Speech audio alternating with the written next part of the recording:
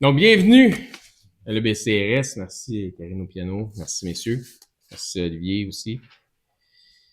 Donc, frère Marc Lacroix va nous emmener la parole ce matin. Il va continuer sa seconde partie du message qui avait commencé, qui était sur les supercheries spirituelles. Bien aimé le thème, bien aimé aussi la formule, comment il avait apporté ces choses-là. Donc, il nous avait parlé la dernière fois que s'agissait de stratégies qui tentent d'influencer par des fausses doctrines présentées comme étant d'influence divine.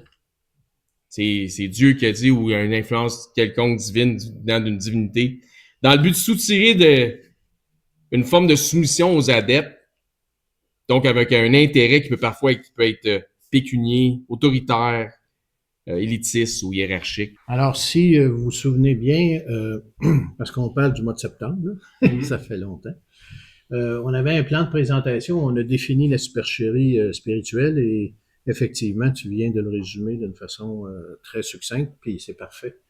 Comment la Bible nous enseigne-t-elle à discriminer aussi, qu'on a vu ensemble comme tel.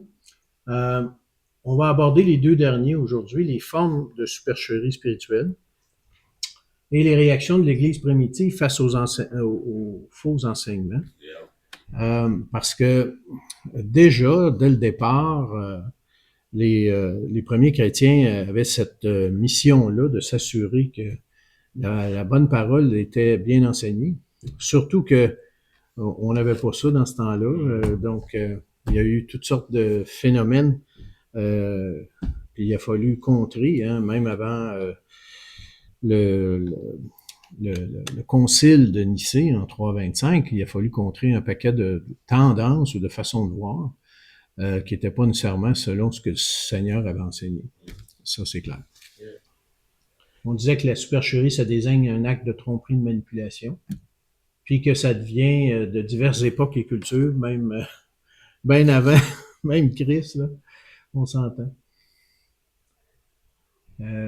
On disait aussi que au niveau la façon dont la Bible discrimine les supercheries spirituelles, c'était fausse doctrine sur les pratiques spirituelles, les négations des vérités fondamentales du christianisme. On allait jusque-là, tu sais. Il y a des groupes qui, encore aujourd'hui, font la promotion de ces choses-là. Le relativisme religieux, tu sais, Christ, c'est la seule voie pour avoir la vie éternelle, pour comparaître devant Dieu. Puis c'est clair que le Christ, si c'est pas la seule voie, pourquoi qu'il est venu ici d'abord? Ça donne rien. Les faux prophètes, bien sûr, qui, même dans l'Ancien Testament, étaient déjà là, mais qui se sont continués dans les premiers siècles de l'Église primitive. Donc, aujourd'hui, ce qu'on va voir, c'est les formes de supercherie. Puis, comment c'est populaire aussi. Ça se continue aujourd'hui. Tu sais même pas pourquoi. Parce que ça devrait pas continuer. Je vais vous puis ce que j'appelle la recette de la bouillabaisse du mal. La bouillabaisse, vous savez, c'est des fruits de mer. C'est un mélange de plusieurs choses. Puis c'est très bon d'habitude. C'est la giblotte et ma sorelle. C'est ça. Ou la bouillabaisse en Gaspésie, c'est très, très bon. Hein? Ceux qui ont déjà goûté à ça. Moi, j'ai déjà goûté à ça. En tout cas, c'est très, très bon. Mais quand tu parles de la bouillabaisse du mal, là, vous allez voir les formes comme telles. Alors, on va commencer par le spiritisme. Ça s'appelle les sœurs Fox. Au 19e siècle, les sœurs Fox sont à l'origine d'une vague de spiritisme en Amérique du Nord, affirmant communiquer avec des esprits par des coups mystérieux. Je sais que Pauline a déjà rencontré des gens comme ça. Tu sais, on est des fois, quand on est jeune, puis qu'on n'est pas nécessairement chrétien, puis qu'on est à la recherche de sens, on va consulter des gens comme ça. OK? Puis ça existe encore aujourd'hui. Puis en 1888, ça fait quelques siècles, Margaret Fox avoue publiquement qu'il s'agissait d'une supercherie. Donc, c'était des sœurs, démontrant comment elles produisaient les fameux coups avec leurs articulations. En disant communiquer avec les esprits, elles faisaient des gestes qui n'étaient pas perceptibles facilement et avec leurs articulations, comme si elles communiquaient avec des esprits. Donc, ça s'est dit, puis ça s'est même dit en procès. Là. OK, c'était jusqu'en procès, cette chose-là. Mais malgré cette confession, la foi dans le spiritisme ne disparaît pas. Comme quoi, le mal est toujours là. Puis, en tout cas, il fait les impacts qu'il veut faire. Et le mouvement poursuit sa croissance en se structurant autour de sociétés spiritualistes, OK, avec tous les niveaux de société, en évoluant vers des formes même plus institutionnalisées. Aujourd'hui, le spiritisme né avec les sœurs Fox rassemble des millions d'adeptes dans le monde, notamment en Amérique latine et au Brésil, où il garde une forte présence culturelle. Tu sais, c'est même rentré dans la culture des gens. Leur légende demeure le symbole du pouvoir de croyance collective et du rôle déterminant des femmes dans la médiumnité. Donc, effectivement, même en Amérique du Nord, ceux qui font du spiritisme, il y a beaucoup de femmes là-dedans qui rentrent en contact avec des esprits. Ça, c'est une forme qui est présente. Il y a même des gens qui consultent ces gens-là encore aujourd'hui. L'autre forme, c'est les fausses reliques et miracles. Bon, ça c'est vieux. Aujourd'hui, c'est plus de l'arnaque, qu'on dirait. Mais là, c'était dans le sens religieux. Dès le Moyen Âge, des individus vendaient des fausses reliques religieuses ou simulaient des miracles pour attirer la ferveur populaire et récolter de l'argent ou de l'influence.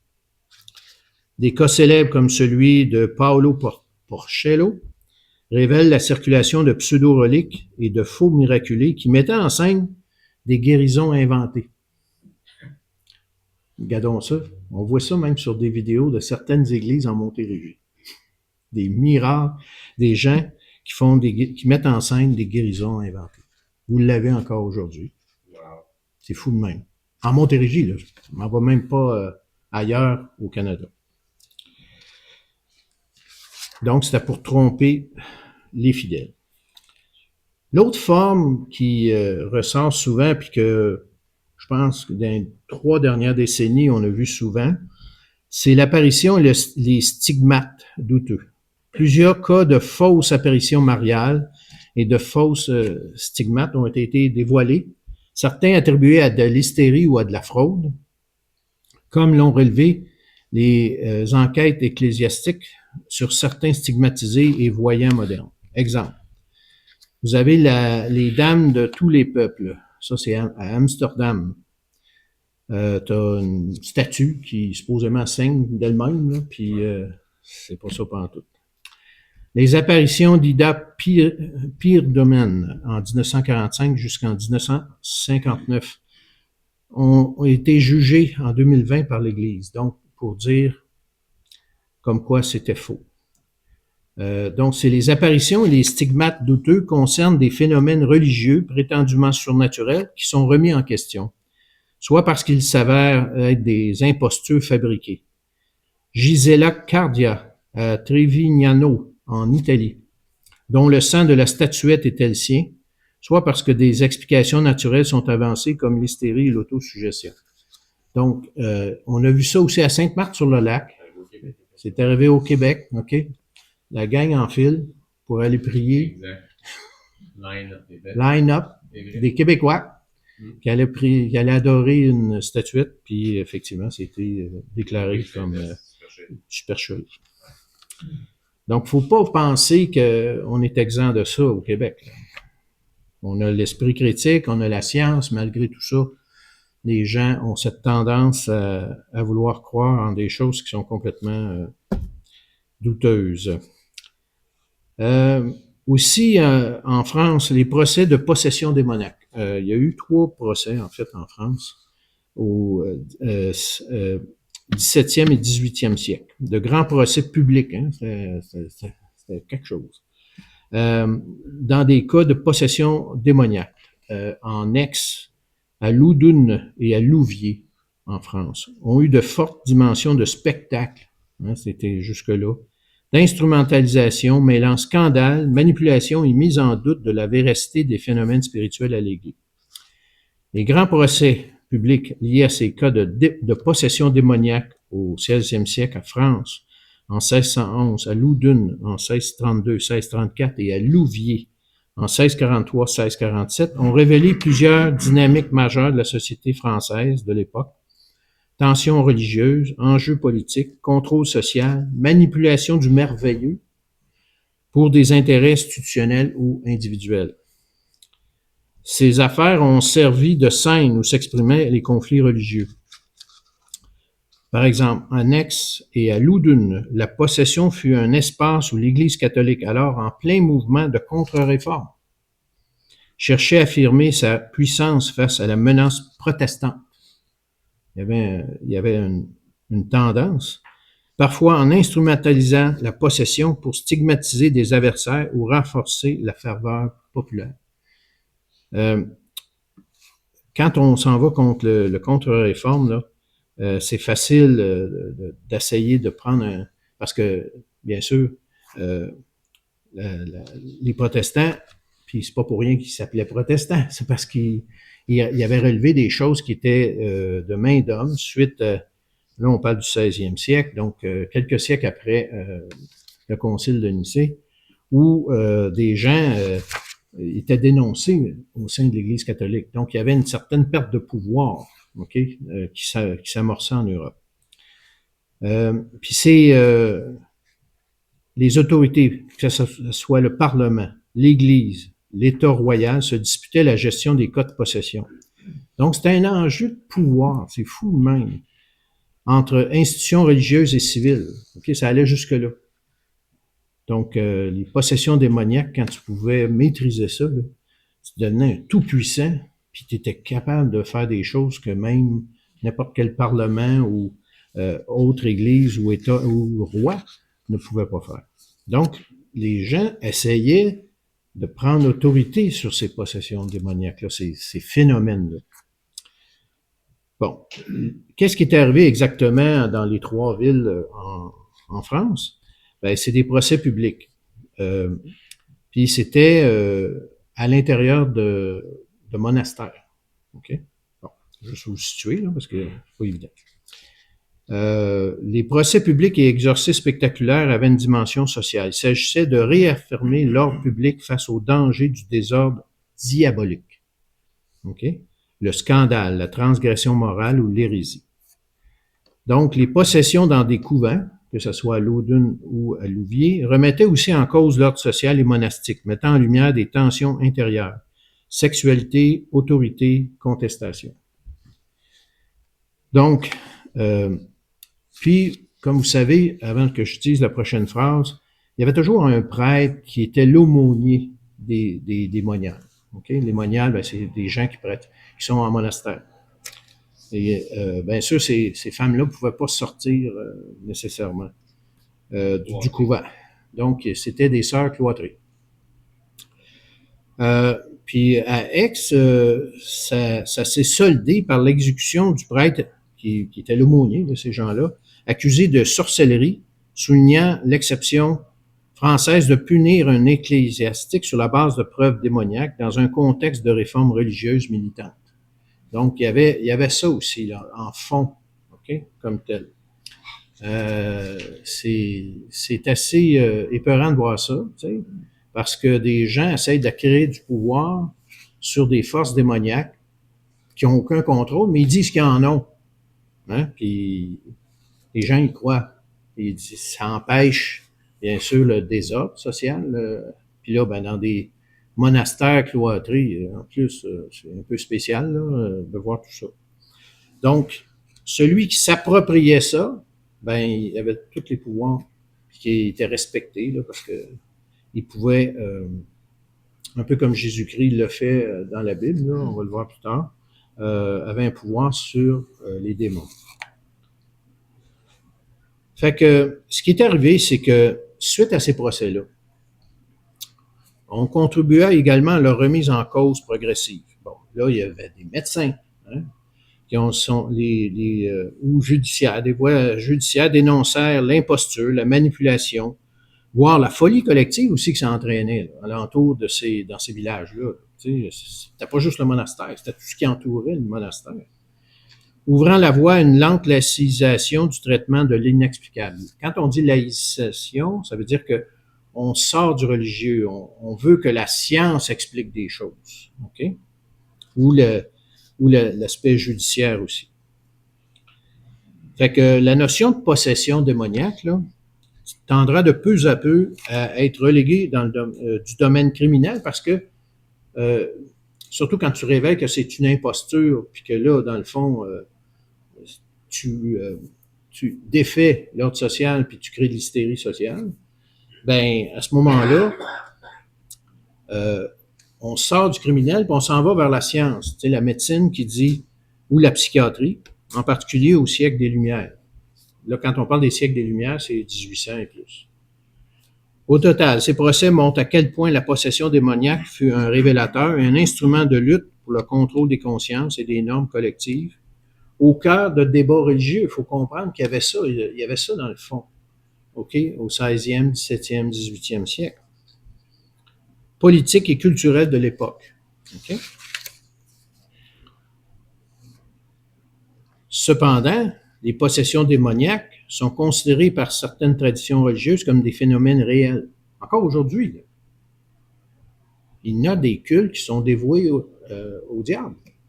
Il ne faut pas penser que c'est disparu. Mais elles sont aussi interprétées par la science et l'histoire comme des supercheries ou des troubles psychologiques. Donc, dans le christianisme, au point de vue religieux, c'est dans le christianisme catholique et dans l'islam. La possession est expliquée comme un phénomène où un démon ou un esprit occupe le corps d'une personne pour la tourmenter. OK? On a des exemples dans la Bible. Là. Les rites d'exorcisme sont utilisés pour délivrer la personne et ces croyances persistent depuis plusieurs siècles. Le Christ a lui-même fait fuir les démons de personnes dans Luc 8, versets 2 et 3, en disant un homme possédé d'un démon. Dans Luc 8, versets 27 à 33, et Marc 5, versets 1 à 13. Jésus expulse le légion qui possédait l'homme des tombes. Les démons sont envoyés dans les ports. Okay? On se souvient de ça. Il y a plusieurs critères positifs à respecter pour expliquer la probabilité d'événements surnaturels, soit la crédibilité, la bonne réputation des témoins, hein, parce que quand ils font des enquêtes comme ça, faut que tu regardes les témoins, que ce soit des stigmates, que ce soit des démons, que ce soit différents phénomènes. On appelle ça des phénomènes supposément spirituels. Les enquêteurs regardent aussi, au-delà de la crédibilité, les bonnes réputations des témoins et des personnes impliquées, l'orthodoxie doctrinale du phénomène. C'est en lien avec la doctrine. Nature imprévisible du phénomène. Ça survient tout d'un coup, cette affaire-là, ou c'est récurrent. Le fruit de la vie chrétienne, les prières accrues. L'absence d'explication naturelle et multiplicité et indépendance des témoins. Donc, ils font même des tests psychologiques pour ces gens-là quand il y a un phénomène surnaturel qui se produit. Les critères négatifs sont des motifs de profit, d'abus, d'erreurs doctrinales, de causes médicales et psychiatriques, hein, parce qu'il y en a des gens comme ça, et de témoignages douteux. Donc, quand tu fais une enquête sur un phénomène qui est spirituel inexplicable, ben, il y a toute une procédure qui s'enclenche. Okay? Donc, la procédure applique aussi une méthode scientifique et spirituelle appliquée par la Congrégation pour la doctrine de la foi. Encore une fois, souvent, c'est mené par l'Église catholique. Aujourd'hui, on compte 350 exorcistes. En septembre, le pape a réuni ces gens-là. Là. Présentement, ce qui est peu par rapport aux 950 il y a 4 ans. Donc, il y a comme une diminution du nombre de personnes qui peuvent faire ces choses-là.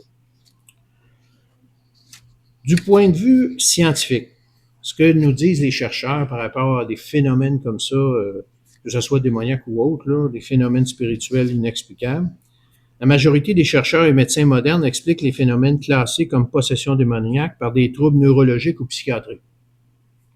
comme l'hystérie ou la dissociation en termes de personnalité. Beaucoup de cas historiques étudiés en détail ont été interprétés comme des maladies, des suggestions, des comportements fins dans le sens que c'est mis en scène, là, parfois encouragés par le contexte social ou institutionnel. Tu sais, quand tu as montré la vidéo, frère Éric, concernant un baptême où la personne parle en langue, ben c'est ça. Quand on dit encouragé par le contexte social ou institutionnel, on stimule la personne qui entoure, bien sûr, cette personne-là, puis elle parle en langue, tout d'un coup. Donc, on dit, pour la science, les possessions sont le plus souvent des manifestations psychologiques, pouvant être prises à tort pour des phénomènes surnaturels, ou bien des supercheries orchestrées consciemment ou inconsciemment. Cependant, les milieux religieux continuent à défendre leur authenticité en termes de phénomènes surnaturels, estimant que certaines manifestations ne peuvent s'expliquer que par l'intervention du démon. En résumé, il existe une divergence profonde entre le discours religieux et l'approche scientifique, mais de nombreux spécialistes pensent que les possessions démoniaques sont surtout des supercheries spirituelles ou des troubles de santé mentale. Ces exemples témoignent de dérives possibles autour de la spiritualité où la croyance a parfois servi de terrain propice à la manipulation et à la fraude. Et dans les sectes, là, c'est souvent ça. Puis ces gens-là font des graves dépressions une fois qu'ils sont sortis de la secte. Parce qu'ils se rendent compte que la honte d'avoir cru en ça. Alors, peut-être qu'on rentre dans quelque chose, ça va servir de conclusion, là, on rentre dans quelque chose qui est vraiment important, plus que les phénomènes surnaturels. Mais comment déjà, dans les premiers siècles de l'Église primitive, on a réagi face aux faux enseignements de diverses manières, en se concentrant sur la vigilance doctrinale, ce qu'on fait ici très bien, la correction et la discipline spirituelle. Les apôtres, par exemple, notamment Paul et Pierre, ont mis en garde fréquemment contre les faux enseignants, soulignant leur orgueil, leur cupidité et leur esprit de rébellion. Paul a personnellement confronté Pierre, même, lorsque celui-ci tentait de judaïser les croyants, affirmant que la primauté de la foi en Christ seule pour le salut, dans Galates 2, versets 11 à 14. L'Église primitive s'appuyait sur la recherche fidèle des Écritures pour discerner la vérité. Il n'y avait même pas ça. C'est venu plus tard, là, dans les premiers siècles, mais il n'y avait pas ça, écrit, imprimé. Puis quand tu faisais, puis c'était les moines qui transcrivaient là, ces documents-là, puis le prix d'une maison, ça valait le prix d'une Bible. C'est fou, là. Il n'y avait pas les capacités de reproduction qu'on a aujourd'hui. Fait qu'imaginez comment ils devaient être vigilants. L'Église primitive s'appuyait sur la recherche fidèle des Écritures pour discerner la vérité. Comme en Acte 17, chapitre 17, verset 11. L'Église primitive était aussi confrontée à la persécution externe. N'oubliez pas, surtout le premier siècle, ou dans le premier siècle, notamment des autorités judaïques, romaines, qui parfois exploitaient ces divisions pour affaiblir la nouvelle communauté chrétienne dans Acte 9. Ils ont fait, puis ça j'en ai déjà parlé l'an passé, ils ont mis en place divers mécanismes pour l'enseignement de la saine doctrine, tels que la didaché, qui a joué un rôle important dans l'enseignement et la formation des premières communautés chrétiennes, et a été lu lors des cultes, avant que ça, les canons soient approuvés de la Bible. Bien que non canonique, elle a été fréquemment citée dans les textes du Vatican et a suscité une grande vénération dans l'Église primitive. Le mot grec ancien signifie enseignement ou doctrine en grec de la koiné. Paradoxalement, les 12 apôtres ne sont jamais mentionnés dans le texte lui-même, mais ça reflète les enseignements de Christ. Ça, c'est important. Bien sûr aussi, ils ont appliqué une certaine discipline face à des gens qui voulaient faire la promotion de certaines choses qui étaient complètement des hérésies. Alors, bien sûr, ils étaient avertis, hein, deux avertissaient un autre, puis des fois, Puis là, ben, il était peut-être exclu dans certains cas, dans certains rebelles, il était exclu de la communauté chrétienne. C'est une autre façon. Bon, quand on parle de discipline, c'est ça qu'on voulait dire. Donc, c'était important de se réunir, de se parler du message de Christ ensemble. C'est pour ça qu'on insiste tellement, même encore aujourd'hui, de dimanche en dimanche, de venir ensemble, puis de partager cette bonne nouvelle. Mais ne pas les tordre. Si on tord la bonne nouvelle, ben c'est sûr qu'on s'en va à la dérive, comme assemblée. Fait que la réaction principale de l'Église primitive aux faux enseignants a été la vigilance doctrinale, la correction fraternelle, l'exclusion des hérétiques et une forte insistance sur l'étude des Écritures et la vie spirituelle pour préserver la vérité chrétienne. Déjà là, dans les premiers temps, on avait ce souci-là.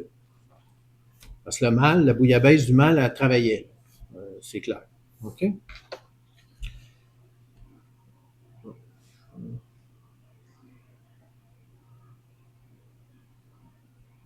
Certaines conséquences de supercherie spirituelle. Dans un premier temps, souvent, puis tu sais, j'en parlais au mois de septembre, quand on parle de contrôle excessif, hein, on essaye d'isoler ces gens-là. Donc, on manipule spirituellement, on implique souvent un contrôle rigide sur les pensées et comportements des individus. On tente aussi de les isoler socialement. Okay? Ça, c'est beaucoup le phénomène des sectes là, que je vous parle. L'isolement est utilisé pour couper la victime de ses réseaux de soutien et renforcer la dépendance. On a la peur du questionnement. La peur est instaurée pour empêcher les individus de remettre en cause ou de poser des questions. Et les promesses irréalistes, des promesses trop belles pour être vraies, sont souvent utilisées pour attirer et fidéliser les victimes. C'est qu'on va s'en aller dans un autre monde, puis qu'on va être reçu dans une étoile, l'étoile que je vous parlais dès le départ, où ces gens-là se sont... enfin, on les a tués, on les a carrément tués. C'est carrément le développement d'un milieu sectaire. Absolument. Contrôle excessif, isolement social, peur du questionnement, promesses irréalistes. Si tu as ça, t'es dans un milieu, tu es dans un milieu sectaire. Absolument. Carrément ça. Absolument. C'est une des façons d'identifier un secte. Fait que ça, c'est important qu'on sache tout ça. Tout le monde. Oui. Les impacts psychologiques, les victimes éprouvent stress et dépression, un stress intense, une dépression qui affecte leur quotidien, leur qualité de vie, surtout s'ils en sortent à un moment donné, c'est encore pire. La perte de confiance, les traumatismes subis peuvent entraîner une perte de confiance en soi, en autrui, et compliquant les relations sociales. Parce que tu étais isolé, puis tu pensais que tu étais dans la bonne voie, mais c'est malheureux, mais après ça, tu n'as plus confiance en l'autre. Là. Alors, comment tu peux appliquer le principal message de Christ après « Aimez-vous les uns les autres ». Ils sont en tabarnouche envers les gens qui les ont mis dans cette situation-là. Et les effets durables, c'est des impacts psychologiques qui peuvent persister longtemps, influençant profondément le bien-être mental et émotionnel. Très, très clair. Donc, voilà. Conclusion. La supercherie spirituelle a des impacts profonds et multiples sur les individus et la société. C'est important d'être conscient de ça. Comme chrétien, c'est super important de savoir ça. Ouais. L'importance de la compréhension. Comprendre des phénomènes aide à mieux les identifier et à s'en protéger efficacement. La vigilance nécessaire. La vigilance est essentielle pour détecter et éviter des manipulations spirituelles.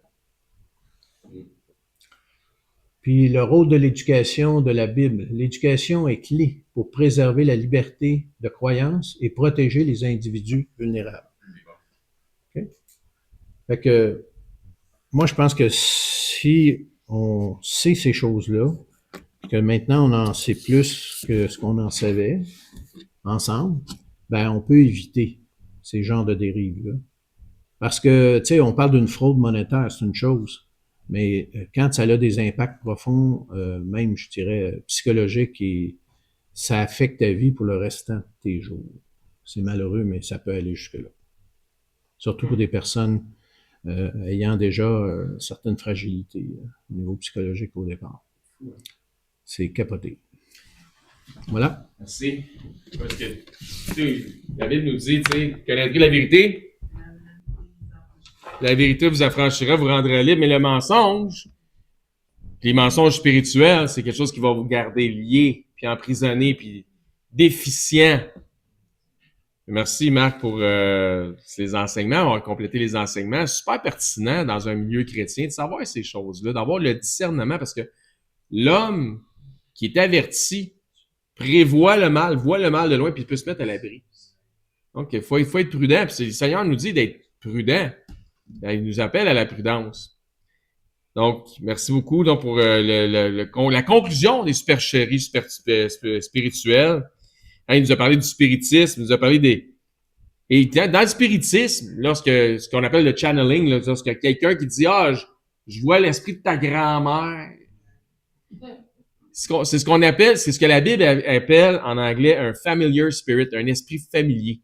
Vous voulez un exemple de ça? C'est Saül, dans les Écritures, lorsqu'il fait appeler le prophète Samuel qui est décédé parce qu'il va avoir des renseignements, parce qu'il est plus capable d'avoir accès à Dieu puis d'avoir la sagesse de Dieu. Saül étant décédé, qui était le prophète qui l'a mis sur le trône, il veut faire appeler son esprit par la sorcière à Endor.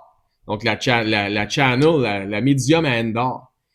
Et on a l'impression que c'est l'esprit de Samuel, que la façon dont ça nous est décrit dans ce passage-là, mais non, c'est un démon qui se présente, qui se fait passer pour Samuel. Donc, il y a des choses qui sont annoncées là, comme s'il était Samuel. Donc, quand on lit ça, faites attention, ce n'est pas l'esprit de Samuel, c'est ce qu'on appelle un esprit familier. Tout ça, là, les Écritures nous parlent de familiar spirit. Si vous voulez chercher ça en anglais, vous pouvez chercher ça dans la Bible. Et lorsque quelqu'un dit « ta grand-mère me dit ça », non, c'est un démon qui se fait passer pour ma grand-mère, puis gênez-vous pas. Vous allez le fermer à boîte assez vite. Donc, embarquez pas dans ces affaires-là. Si quelqu'un vous dit des affaires vous concernant des prophéties, j'ai des prophéties pour toi, ça m'intéresse pas. C'est pas mal l'affaire que vous devriez dire. Moi, c'est un pentecôtiste l'autre jour, pendant 45 minutes, il me prophétisait sur moi. Puis à la fin, il me dit, t'as reçu-tu ce que je te dis? Non. C'est triste, hein, mais c'était ça. Donc, mettons que la face, il a changé. Il est passé de très enthousiasme à très déçu. Donc, il nous a parlé de reliques, de guérisons inventées. Ben, je vous donne un exemple au Québec de reliques, de guérisons inventées. Lorsque vous allez à l'oratoire Saint-Joseph, vous allez voir à l'oratoire Saint-Joseph un paquet de béquilles et de cannes qui sont accrochés sur les murs de l'oratoire Saint-Joseph. Puis, le message qui est véhiculé là, c'est que ça, c'est le nombre de miraculés qui sont venus en béquilles, puis sont partis pas de béquilles, puis ont laissé le béquille là. On a accroché les béquilles puis les cannes sur les murs de l'oratoire pour montrer comment il y a de guérison qui a eu lieu à l'oratoire Saint-Joseph. Fait que c'est complètement faux. C'est un surplus après la guerre de la Croix-Rouge qui savait pas quoi faire avec les béquilles qui avaient plus de besoin puis qui étaient 18. Puis ils se sont dit, on va lui donner un organisme qui va peut-être savoir quoi faire avec. Fait qu'ils l'ont donné à l'oratoire Saint-Joseph. Ils ont accroché ces murs puis ils ont fait à croire aux gens que ça, c'est des miraculés qui avaient laissé le béquille là. C'est incroyable, hein? C'est ça, c'en est une supercherie. On parle de reliques. Exorcisme, par exemple. Il y a des gens qui se sont fait exorciser à mort jusqu'à temps. Ça a été tellement abusif qu'ils en sont morts.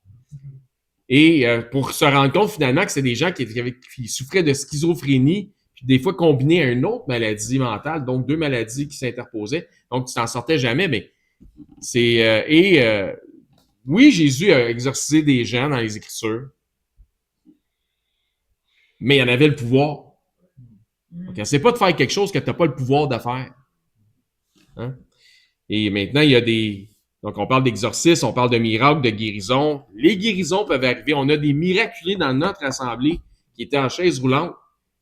On en a 3 qui fonctionnaient pas puis qui aujourd'hui marchent. Donc, on en a 3 dans notre propre milieu. Fait que les guérisons, oui, ça arrive. Mais de faire un ministère de guérison, puis d'aller évangéliser en disant, mets tes jambes, moi, t'as une jambe plus longue que l'autre. Ben oui, puis là, on prie les 2 jambes inégales en tirant un peu sa jambe. Ben moi aussi, j'ai un bras plus long que l'autre, checkez ça. Puis quand je les mélange de même, ça change. C'est n'importe quoi, c'est de la supercherie encore une fois, mais au nom de Jésus. Ça, c'est épouvantable.